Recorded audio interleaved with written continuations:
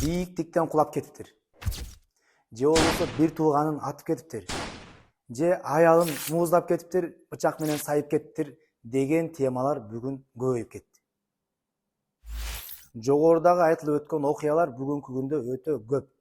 Өзүн өлтүргөндөр, өзүн эмес бир тууганын өлтүргөндөр, аялдарын, ушу бала чакасынын көзүнчө аялын бычак менен сайып кеттир, бир тууганын атып кеттир, жада калса атасы баласын, баласы атасын өлтүрүп коюптур деген акылыбызга сыйбаган окуялар өтө көбөйгөн.